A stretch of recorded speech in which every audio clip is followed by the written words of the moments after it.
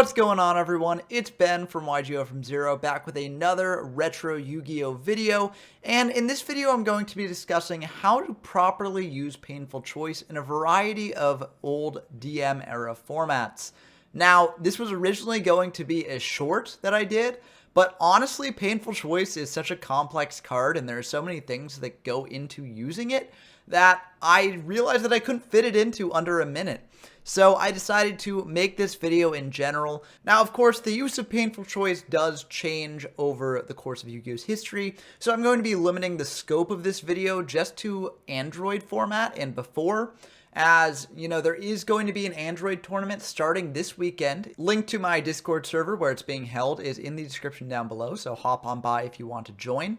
But this card is very, very important in Android, and I've seen a lot of people ask, what is the best way to use it? Because it's very, very complicated.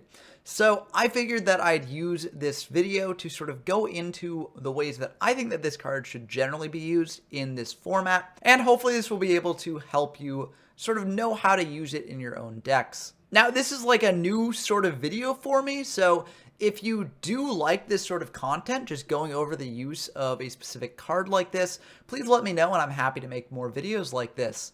Likewise, if you absolutely hate this sort of content, also let me know down in the comments below.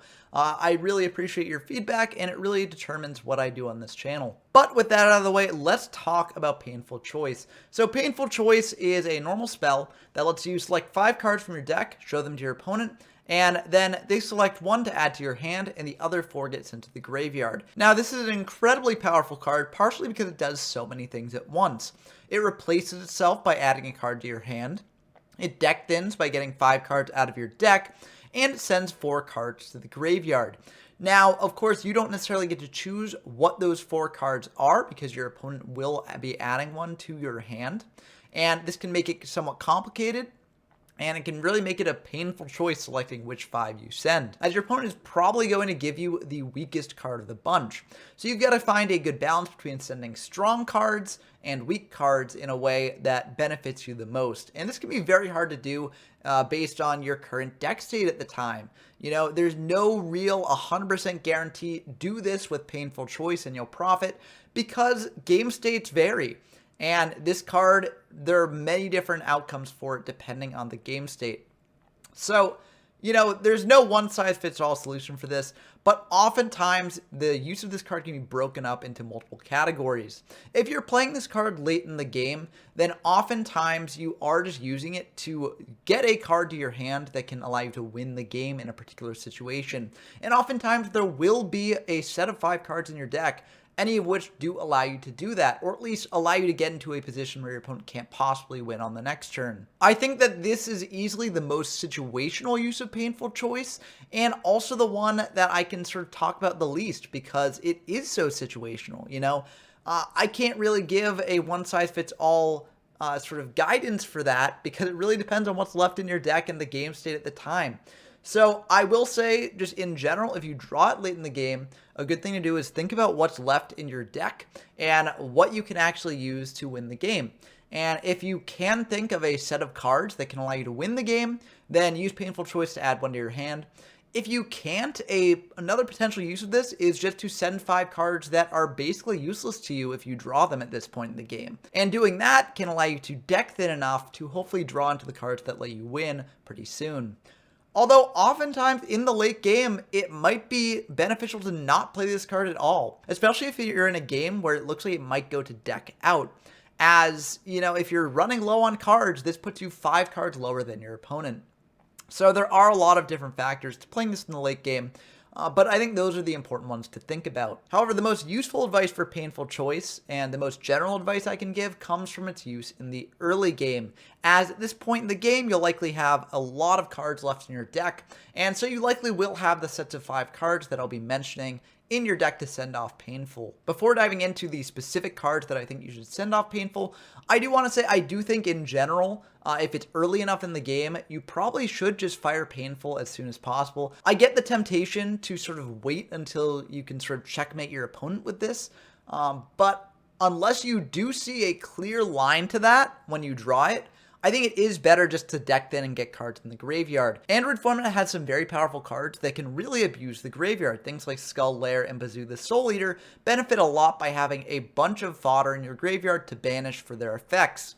So I do think it's better just to send those cards as soon as possible, and also prevent yourself from drawing cards that you don't necessarily want to see as much as others. This sort of advice can apply in previous formats with Painful, like Treasure and Imperial as well, although there's a lot less sort of abuse that you can do with the graveyard in those formats, so I do think it's a bit less good. In Imperial format, I do think it's still worth playing, as you can send things like Jinzo to get back off of Call of the Haunted or Premature Burial, both of which see major play in Imperial format. But I think in Treasure format, there's an argument to make not even to play the card in most decks. But given we're focusing on Android format, let's just keep the discussion here and talk about what I think the best cards to send in Android format are. Now, of course, you can do the thing that I mentioned for Imperial, where you do send Jinzo, and the idea being to revive it later, or just add it to hand to potentially combo with like a Change of Heart or a Snatch Steal. And this can be very powerful.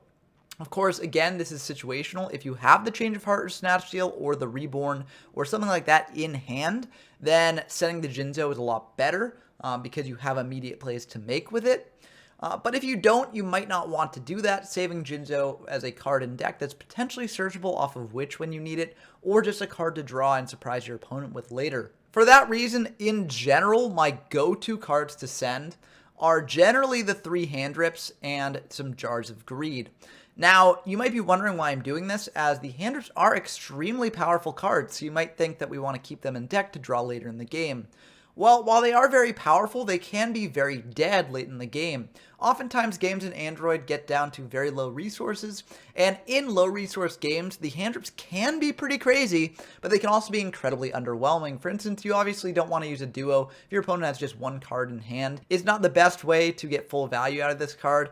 In some game states, you do want to do that because it is the best move you can make, but it's obviously less powerful than using the Delinquent Duo when your opponent has the full cards in hand to send off of it. In addition, getting full hand knowledge early in the game makes things like Confiscation and Forceful incredibly good. So if your opponent does add any of these cards to your hand, you're feeling pretty good early in the game. That being said, given that you're probably sending Jars of Greed alongside these Hand Rips, they probably won't give you a Hand Rip, they'll probably just give you a Jar of Greed instead.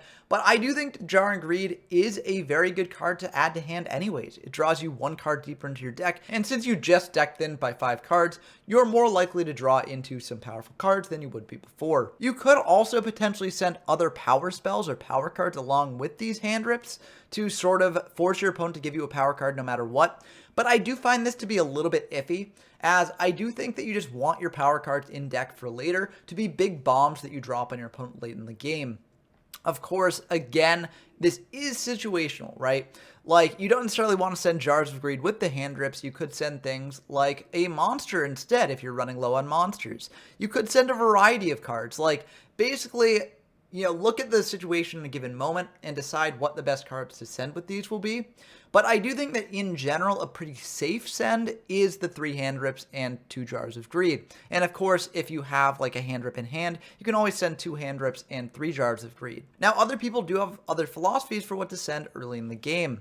For instance, some people, especially if they're playing a deck that has a lot of things like Magician of Faith and Mask of Darkness, will just try and use Painful Choice in order to combo with these cards that get back spells and traps from the graveyard, just stock up their graveyard with cards to basically act as a second hand if they can pull off their flip effects. Now, I'm really not a fan of this strategy, especially in Android format. I think in Android format, it's a really big risk when things like Kaiku the Ghost Destroyer can banish powerful spells and traps out of your grave before you can recruit them back. But, I mean, even in earlier formats without Kaiku, I don't really think this is a good strategy. I think it's better just to use Painful Choice to deck then to make yourself more likely to draw those cards later on. But this is a strategy that people do go for, so it is an option if you do want to use it, especially if you are playing a lot of these flip monsters. And lastly, I'll mention for Android format, there are some cards like Dark Necrofear that do require a specific sort of graveyard setup that you can set up with Painful Choice. Now, again, this does depend on the situation. You could potentially just set that up on your own without using Painful Choice, and it might be more advantageous for you to do that.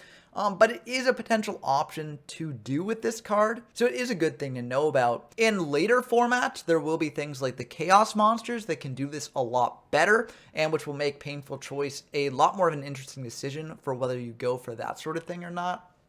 But as of now, I don't think the cards that use this sort of graveyard setup are really that good. There's Necrofear, Aqua Spirit, and, the other elemental recruiters, and that's pretty much it for that. And I don't think that those sorts of jank strategies are really the best here. So, I wouldn't use Painful Choice for that, but if you are playing a deck like that, then it is an option. And of course, throughout this whole video, I've been talking about this sort of generic sort of aggro decks in Android format. If you are playing something like a stall deck, like Empty Jar or Burn, then of course this will change things a lot. Those decks, especially Empty Jar, can use Painful Choice as like a combo enabler, but those decks are a lot more niche and a lot more involved in terms of their combos, so it's a lot harder to talk about how to use Painful Choice optimally in those decks compared to other decks. And I think that if you do just play those decks, I think the best way to learn how to use Painful in them is just to learn the sort of combos that those decks do through playing the decks yourself, and then sort of realizing what you need to set up with Painful Choice. It really just does take experience sometimes. And I think that that advice holds true in general. Like, you can listen to my advice on this, but it's not perfect. This does suit my playstyle particularly.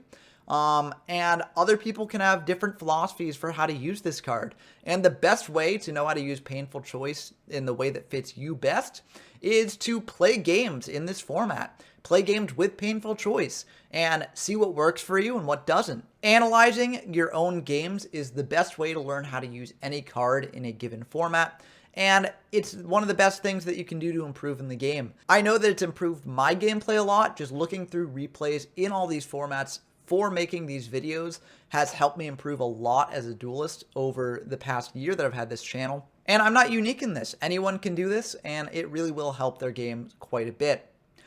But that's going to do it for this video. I hope it was helpful for you. Let me know down in the comments below how you personally prefer to use Painful Choice and whether you like this sort of video and want me to make more like it in the future. And if you do look forward to more videos like this in the future, be sure to subscribe and hit the bell. That's the best way to be notified whenever I drop a future video. But I look forward to chatting with y'all as always, and until next time, I've been Ben from YGO from Zero, and I'm signing off.